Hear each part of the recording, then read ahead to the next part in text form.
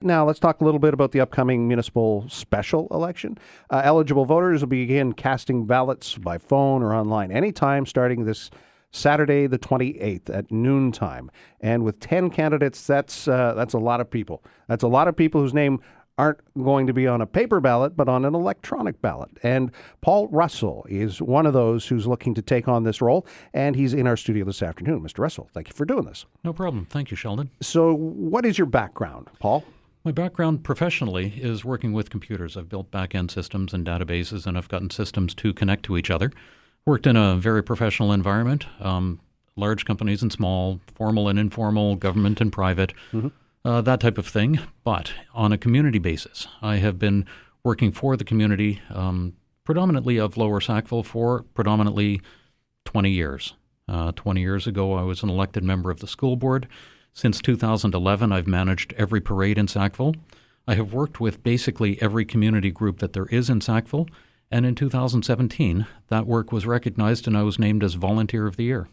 When you have a designation of Volunteer of the Year, that can, for me, it signifies one of two things. Either you can't say no to anything, or people trust that you know what you're talking about and you get involved and they are happy to have you take over. In this case, I got involved. I try not to take over. I try to make sure that that the work is balanced, that everybody is doing the right job, that we are all accomplishing something to help the community move forward together. When people ask, what experiences do you have that will relate to sitting around a council table and discussing things that are very basic to the life in the community? It's the most basic form of governance we have, municipal governance. Yep. So what about your background will make you a good counselor? Well, 20 years ago, being an elected member of the school board, I have a solid understanding of the different responsibilities of the different levels of government. I have experience looking at a budget, not the size of the HRM budget. At that point, it was only $300 million.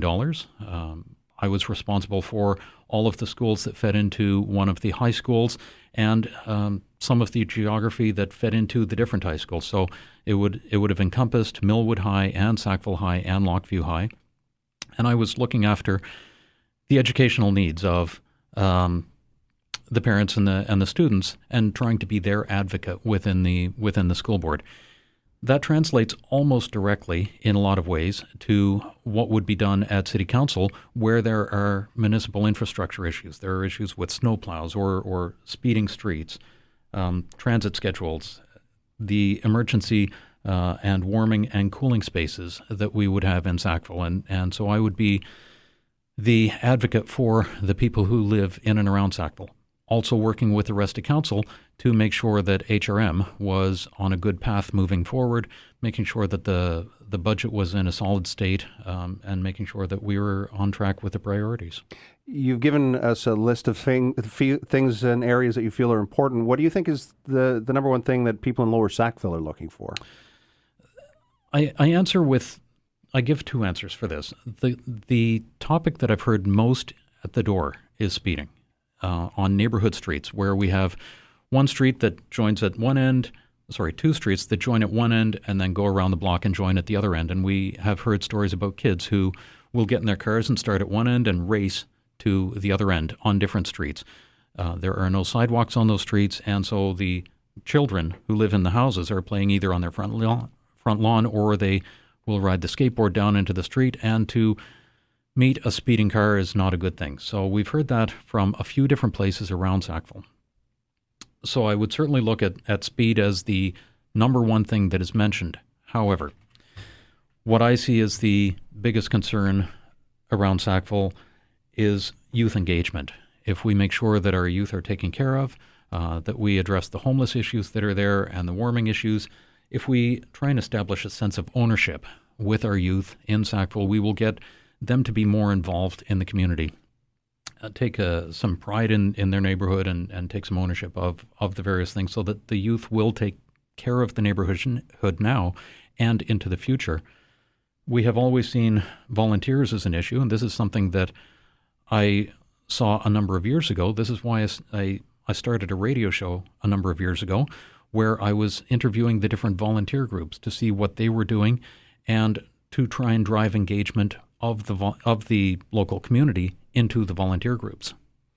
We've got, as our guest in the studio this afternoon, a man who wants to be the next council for District 15, Paul Russell. He's one of 10 people who are on the campaign trail now looking for your vote if you happen to be in that riding.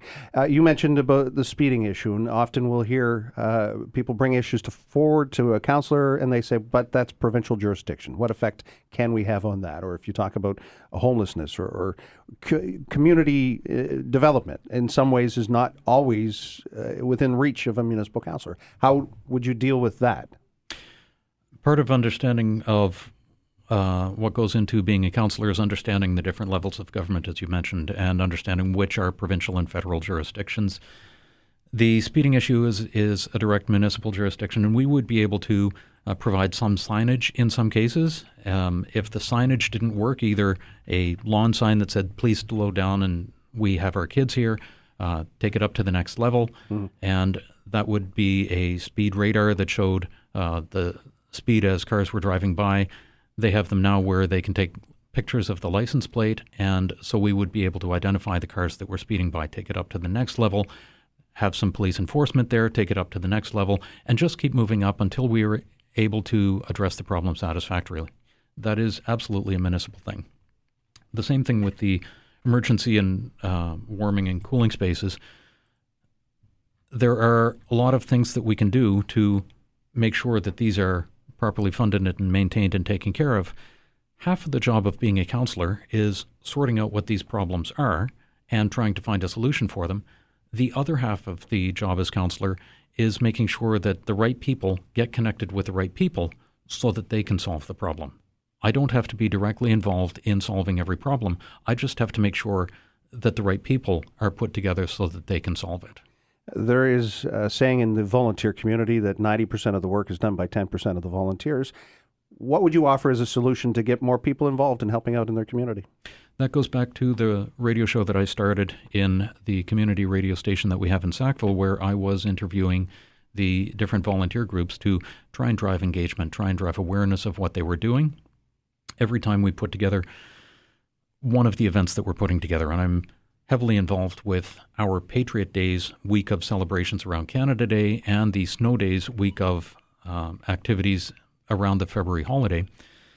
We are looking for more volunteers. We reach out to all of the community groups that we can. We invite them in and try and find something that will get them interested in the process, get them engaged in the process, and hopefully give them the right mix of ability and responsibility so that they will continue to stay involved with that group.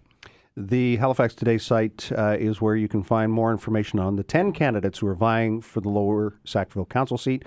While we have you here, Paul, where can people find out more? Where are you pointing people if they want to learn more about you and your bid? I have a Facebook page that is Paul Russell CPC. I also have my own website, which is paulrussell.ca, paulrussell.ca. That has my email address on it and my phone number. Well, good luck in the upcoming race. And again, with 10 people vying for the same job, it's a competitive market. It is going to be terribly interesting to see how this works out. Fortunately, I have been able to get around to the community. I've gone to over 2,000 houses at this point and had thousands of conversations with people around the community about what their concerns are. And I'm trying to bring that to the council table. Paul Russell, thank you. Thank you.